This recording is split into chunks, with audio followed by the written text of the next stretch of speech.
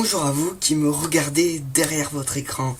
Et oui, on se trouve après cette intro qui n'a aucun sens avec les titres de la vidéo. Mais bon, je me suis dit, c'est bien de faire une petite intro. Hein. Allez, comme vous le voyez dans les titres de la vidéo, nous allons commencer par l'Xbox Series X contre la PS5, PlayStation 5. Donc nous avons l'Xbox Series X ici et la PS5 là. Si vous sortez d'une grotte, la PS5 et la Xbox Series X, c'est quoi? Ce sont deux consoles de salon qui viennent de sortir. Alors bon, beaucoup de youtubeurs les reçoivent maintenant. Et mais attends, mais il a plus son costume stylé là. Et qu'est-ce que ça peut te foutre? Non mais allô, le mec il a trop pris le melon quoi. Bon, du coup je continue. Merci encore à l'intervention de Michel. Donc console aux performances hallucinantes. On a commencé quand même avec la PS1 qui tournait avec des vieux processeurs, et là on en est à la PS5 avec un processeur. Mais alors laquelle de ces deux consoles est la plus puissante? Alors si vous êtes bien renseigné à la sortie des consoles, vous savez tous que la puissante c'est la Xbox. Oui, car la Xbox possède un processeur AMD de 8 cœurs à 3,8 GHz. Donc c'est le plus puissant, car je crois que si je dis pas de bêtises, le processeur de la PS5 lui fait 3,6 GHz. À 0,2 GHz près, on va pas faire chier. Mais bon, effectivement, celui où vous aurez le plus d'FPS, ce sera obligatoirement la Xbox. Mais la PS5 a quand même des trucs pas mal. Pour la PS5, nous avons droit à un SSD beaucoup plus puissant, et contrairement à la Xbox qui nous encule un peu, la Xbox en fait, si vous voulez rajouter un SSD qui quand même possède un SSD de 1 Tera, si vous voulez en rajouter un, il faut obligatoirement prendre un SSD spécial Microsoft. Donc voilà, Microsoft ils font de la bonne tunasse là. Nous chez C'est pas ouf, point, on a compris. Nous, on va choisir la PS5. Alors, mais on sait, t'es pro Sony. Non. Le mec il est trop pro Sony quoi. J'ai dit non. Non. Contrairement à ce que vous pensez, je ne suis pas un pro Sony, même si j'ai toujours aimé les PS4, PS3, et PS2, je sais même pas si ça existait quand la PS2 est sortie.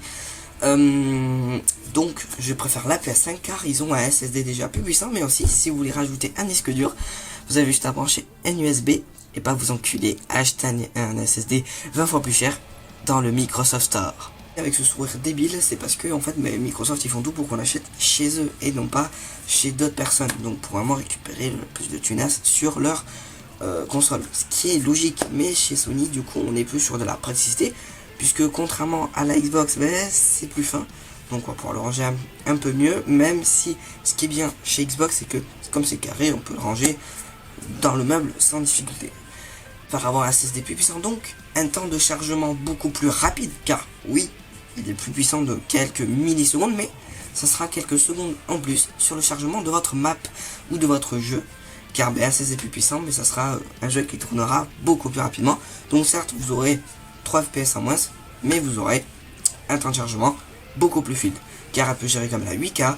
Alors déjà, achetez-vous une télé 8K qui coûte 8000 €, et après on en reparlera. Donc déjà, jouer en 4K à plus de 100 FPS, c'est déjà pas mal. Cette partie est terminée sur le débat Xbox vs PS5. Nous, je sais pas ouf, ce sera PS5. Même si Xbox est jolie. Moi, franchement, j'aime bien la Xbox. Son design est pas mal. La PS5, j'aime pas trop son design, effectivement. Je trouve que ça fait un design un peu c'est trop modelé. Mais au moins, on a des performances et c'est universel. On peut mettre beaucoup plus de choses que avec Xbox où c'est plus limité à Microsoft. Maintenant nous allons passer au deuxième titre de la vidéo, Facebook. Donc comme vous pouvez le savoir, Facebook est géré par le PDG Mark Zuckerberg. Là je vous apprends rien, tout le monde le sait. Sauf que 50, même 70% des personnes qui vont regarder cette vidéo n'utilisent plus Facebook, car ils sont Snapchat, Instagram et WhatsApp. Même si nous allons voir Instagram et WhatsApp, c'est Facebook, hein, c'est été racheté par Facebook, mais pas Snapchat. Et c'est là où on en vient au sujet de la dernière partie de cette vidéo. C'est l'histoire qui a fait réagir beaucoup de journaux. C'est l'histoire entre Snapchat et Facebook. Donc, quelle est l'histoire de Snapchat et Facebook? L'histoire du rachat. Snapchat a failli se faire racheter par Facebook. Alors, comme... Je vais spoiler, hein, excusez-moi. Hein. Vas-y, le mec, il a aucune race, il spoil tout avant. Hein. Je t'ai pas déjà demandé de fermer ta gueule, toi? C'est bon, je m'en vais. Donc, comme je disais, Snapchat ne s'est pas fait racheter par Facebook, car, tout simplement, Snapchat ne voulait pas être à l'image de Facebook. Car Facebook, aujourd'hui, a une image de merde. Contrairement à Twitter, il n'a pas une image de personnes anonymes qui vont clasher, même s'il y a beaucoup d'affaires sur Facebook, mais c'est pas du tout comme Twitter. Comme Twitter, en fait, tu te lâches, tu défonces tout le monde. Bon, bref. Là, Facebook va plutôt avoir une image de vieux. Et aujourd'hui, tout le monde pense que c'est les tatis, tontons, grands-parents, grand-mères qui vont sur Facebook pour mettre des posts. Oh, je suis allé à la plage aujourd'hui, oh, c'est les meilleurs, oh, les jeunes d'aujourd'hui. Mais malheureusement, ce n'est pas le cas. Facebook, jusqu'à l'année dernière, n'aidait pas à ça, car ils avaient quand même l'interface la plus dégueulasse du monde. Cette image en est la preuve. Du coup, ils ont dû renouveler leur interface, et maintenant ils en ont une nouvelle, qui copie énormément Twitter. D'ailleurs, en parlant de Facebook, si vous n'êtes toujours pas abonné à ma page Facebook, n'hésitez pas, c'est le lien dans la description. Vas-y, le mec, il fait sa pub en pleine vidéo. Non, mais vraiment, mais lui, il a rien compris à YouTube, quoi. Ta gueule! Donc, je reprends. Et donc, comme Facebook n'a pas réussi à racheter Snapchat, et Facebook, enfin, Mark Zuckerberg a dit libérément, hein, dans un magazine comme ça, ou un pelop, qu'ils allaient tout simplement copier Snapchat. Les utilisateurs de WhatsApp sont contents d'avoir des fonctionnalités Snapchat, mais Snapchat, ils s'en bat les couilles. Hein. Personnellement, là, si vous regardez bien, en vérité, j'ai vraiment Instagram, Messenger, Facebook et Snapchat. Je n'ai pas WhatsApp, car ça me sert à rien. D'ailleurs, voilà, n'hésitez pas. Tac. Petit Instagram là, ça fait plaisir.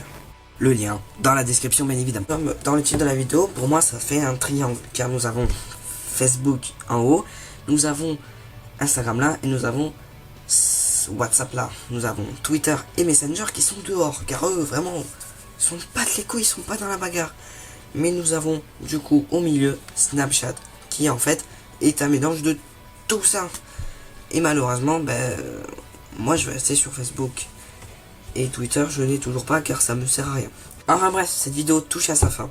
Si vous l'avez aimé, et même si vous trouvez ça moyen et qu'il y a des choses à s'améliorer, dites-le dans les commentaires, ça me fait extrêmement plaisir. Et c'est cool de voir qu'il y a des gens voilà, qui pensent à la chaîne et que ils me disent ce qui ne va pas et ce qui va. Abonnez-vous sur le bouton rouge en bas, bien évidemment. Et partagez. J'insiste sur le partager, partagez bien, car si ma chaîne va être connue, il faut que les gens voient que je fais des vidéos. Donc partager, c'est important. Du coup, on se retrouve dans 6 mois pour une prochaine vidéo. C'était Cérec de la chaîne C'est pas ouf.